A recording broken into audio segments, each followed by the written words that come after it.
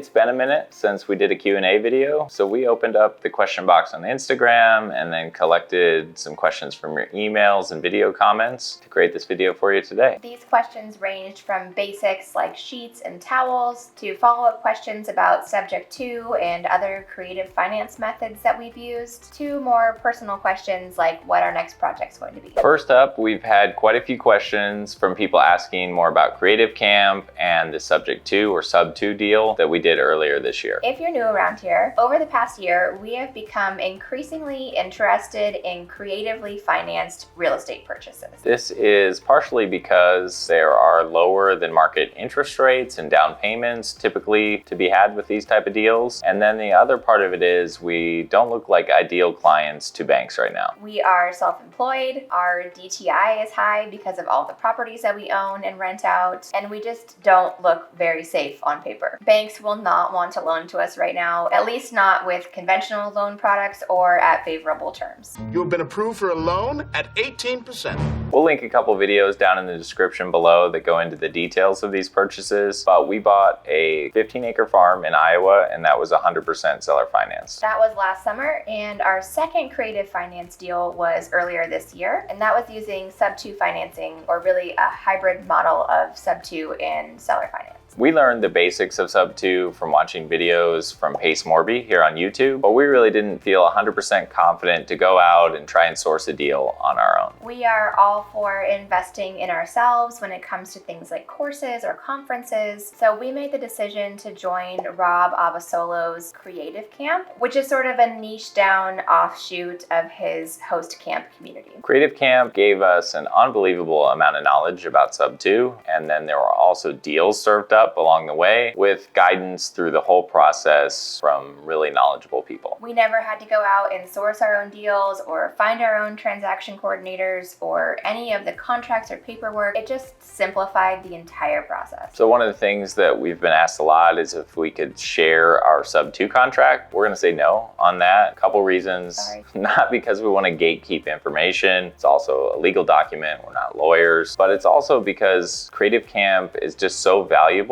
and all the resources there, you'll always have all the most up-to-date contracts and documents and guidance, and go get it there. Access to those contracts and resources is one of the biggest perks of joining Creative Camp, and we didn't feel like it was ours to give away for free. But if you are interested in learning all of the ins and outs of Sub 2 and really just feeling confident in getting into those deals, we could not recommend Creative Camp enough. And we would highly encourage you to visit the link in the description box below to see if Creative Camp would be a good fit for you as well. Another question that we've got a lot is, what's our next project going to be? Good question. We're still deciding. The castle was a big undertaking, and we knew it was going to be a big undertaking. It was a little bit bigger than we expected. Well, yeah, time and money. So right now we aren't really just going to jump into another cost-intensive, expensive project. That's not to say we don't have ideas. We have a few things that are on our radar. We just don't know exactly when and in what order we want to tackle them. We mentioned earlier the farm we bought in Iowa, and we have plans to spend about 3 months there this summer. The house there is in good condition, and we already had the entire interior repainted, but there's definitely a lot that we do want to do there to make it our own. We don't have any set plans for big projects there, but once we get there, I'm sure we'll get into some. But we really just kind of want to have a slow summer after how draining the whole castle setup process was. We say this, We'll probably move on to something that keeps us pretty busy. Relax. I can't relax. I can't sleep. So the house projects in Iowa, that's one thing that's on our radar. Another one that's sort of in the works that we're not ready to share too much about yet. But we also still have more to do to get the castle ready and marketed for events. Kylie's been in contact and working with a few photographers in Albuquerque, and we're going to have some staged wedding shoots there. So we'll have sort of a collection of lifestyle photos to use for marketing. And we've also been working on getting the house listed on some specialty OTAs, specialty listing sites, things like Peerspace, The Knot, and Wedding Wire. All right, on to the next question, switching gears a bit. So this one is from a YouTube video, and Nick wrote, I have 2 Airbnbs and I find myself throwing away sheets after about 9 months of usage because of light body oil / usage marks. I'm wondering the best place / item to get great white sheets that last. I do an OxyClean 12 soak each month in addition to normal laundry, and I've purchased sheets on Amazon. So sweat stains or body oil stains can definitely be a thing. We typically see this more at our midterm rentals, but we just kind of chalk it up to maybe people aren't washing the sheets for the entire time they're there. And then at the short-term rental properties, we're typically doing a sheets and pillowcases refresh about once a year. So that doesn't sound like it's too far off from your 9-month mark, but I'm also not sure how much you're spending on each set of sheets. Our favorite sheets are from Amazon. They're the Milani brand. They have a few 100,000 reviews, and we've been buying them for more than 7 years now. The price point for the quality on these sheets is excellent, and they really do get softer every time you wash them. We will link these in the description box below, or you can also click on them from our sample inventory. You can access this for free by going to arrivals.com/inventory. With these particular sheets, we really haven't had problems with stains. Sometimes we need to use bleach or OxyClean or brain wash or something like that, but they've held up really well. Except for those midterm ones where we only get to wash them once a month. Sometimes that's the body oils, kind of hard to deal with. $75,000 last month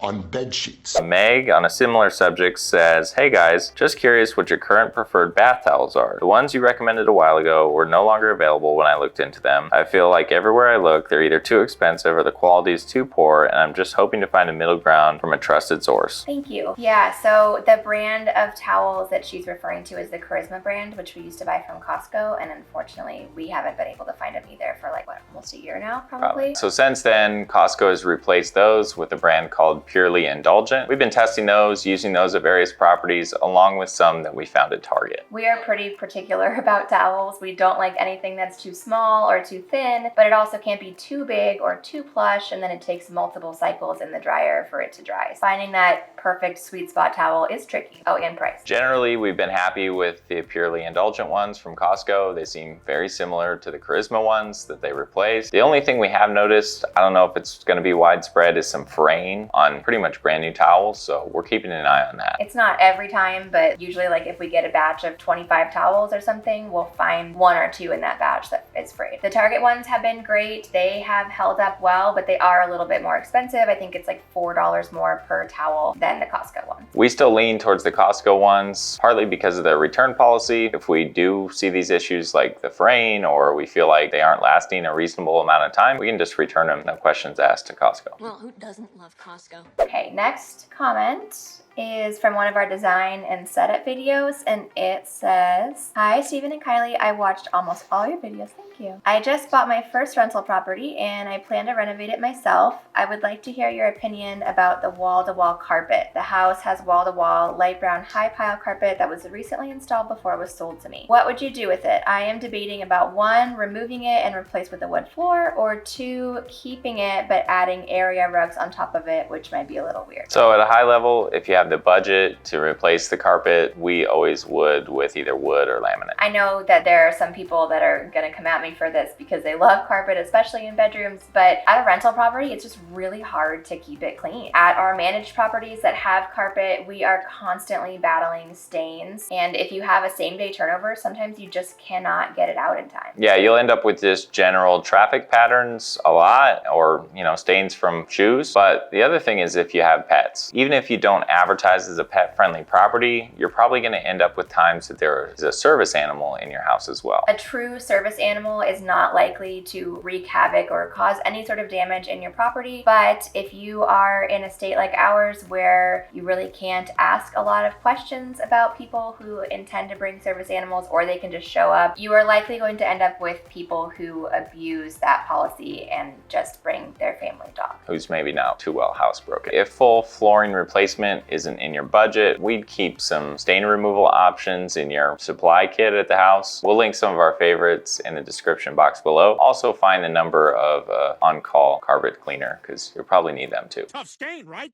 And the last question for today, Jan wrote, "The entrance to my as not yet finished studio rental is an 8-foot slider. I am stumped as to I can't lock it, or how can they lock it when leaving? Ideas?" We actually have the same situation at one of our properties, and there is a solution. The good news is you do likely have an option to retrofit that slider to have a lock. The bad news is that you are probably now going to be forced to use physical keys instead of a smart lock, which isn't our favorite, but we're in the same situation at one property. There really isn't any other option. On most sliding glass doors, you're able to swap out the handle and latch mechanism for one that has a keyed lock cylinder. Depending on the door, it might not be the easiest job, but a handyman, or you if you're pretty handy, should be able to get it done. One thing that we did at this property, in addition to having the keyed lock, sometimes guests get a little bit weird with like just a lock on the back. They feel like it's not totally safe, is we add a security bar. So this could be something as simple as just a wood dowel that you put in the tracks at the bottom of the door, or something that we like to get is one of those burglar bars, like a plastic little whippy uppy thing. We'll link it down below. Thanks to all of you for the questions that you asked, as well as the suggestions for future videos. We'll keep those in mind as we're creating new content in the next few weeks. And if you have any other ideas for topics you'd like us to cover, feel free to drop those in the comments below. Thanks for watching. We'll see you in the next video.